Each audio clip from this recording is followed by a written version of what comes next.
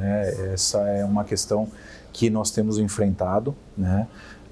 no dia a dia, né? Por quê? Né? Todas as decisões, né, para fins de pagamento de insalubridade ou não, né, nós definimos através de questões técnicas, né, através de laudos técnicos, analisando, né, o EPI necessário para se utilizar, né, o tempo de permanência que a pessoa vai ficar no setor, né, enfim, os riscos que ela está exposta, né. E quando nós definimos, né, nós cumprimos e investimos, né, muito fortemente, né, em equipamentos de proteção individual. Por exemplo, esse ano a JBS está fechando o ano investindo em torno de 130 milhões de reais, né, em EPIs, né, buscando sempre o melhor EPI, né, mais efetivo realmente para proteger a saúde do nosso colaborador, né, porque nós não queremos pagar a insalubridade, porque o pagamento da insalubridade você está continuando expondo o trabalhador àquele problema. O nosso objetivo realmente é melhorar a condição do trabalhador e investir cada vez mais na neutralização daquela exposição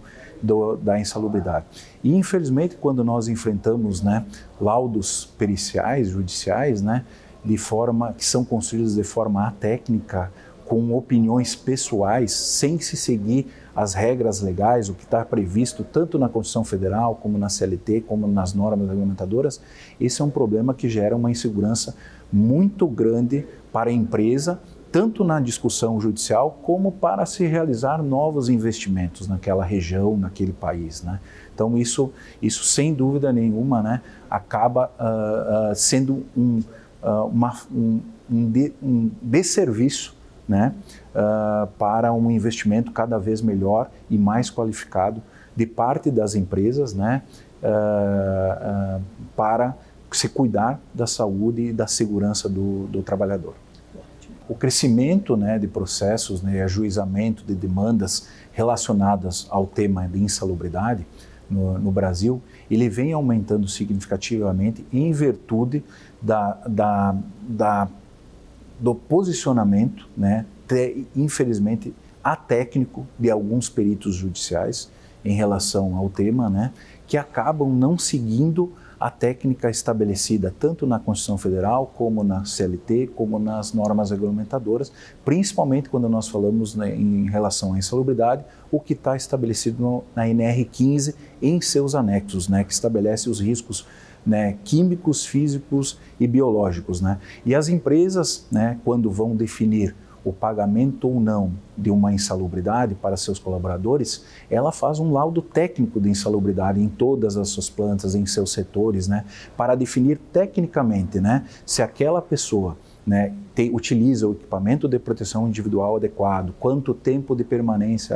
ela vai ficar, o setor, enfim, várias questões que são analisadas tecnicamente para se chegar a uma conclusão de se realmente aquela pessoa está exposta ao risco de insalubridade, né, ao risco ruído, ao biológico, ou ao frio, por exemplo, né, que a título de exemplo, né, e que como nós podemos neutralizar esse ruído, ou esse risco biológico, ou esse frio, né, em relação a esse ponto, né. E a empresa investe muito nesses casos, né. Nós, por exemplo, JBS, esse ano estamos fechando um investimento de 130 milhões de reais ao longo do ano em equipamentos de proteção individual, buscando sempre ser efetivos, né? Buscar o melhor equipamento de proteção individual possível, porque a nossa busca é em relação para a melhoria da saúde e da segurança do nosso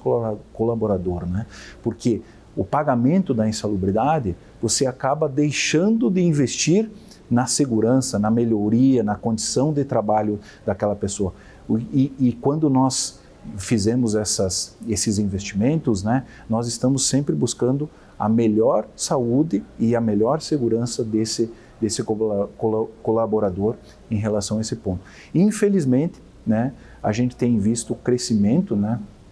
de demandas em relação a esse ponto e enfrentamos posições que não são as melhores técnicas utilizadas dentro de reclamatórios trabalhistas por peritos judiciais. O assunto, né, de insalubridade hoje ele é regulado objetivamente, né? Ele está estabelecido na NR15 em seus anexos, né? Mas infelizmente, né, os peritos se colocam algumas posições pessoais e não buscando realmente o que está sendo estabelecido na questão técnica. Por exemplo, né, o frio, quando nós falamos o frio, ele está sendo estabelecido na NR15 lá, onde que se estabelece que será pago a insalubridade, né, quando a pessoa estiver trabalhando em câmaras frigoríficas ou setores que se equiparam à câmara frigorífica. E a câmara frigorífica, normalmente a temperatura é de 0 até 27 graus negativos, né? Então, essa é uma operação que pode ser considerada frio para fins de insalubridade, mas, porém, né, não há o estabelecimento na NR15 qual que é a temperatura que é utilizada, qual o limite legal da temperatura que é utilizada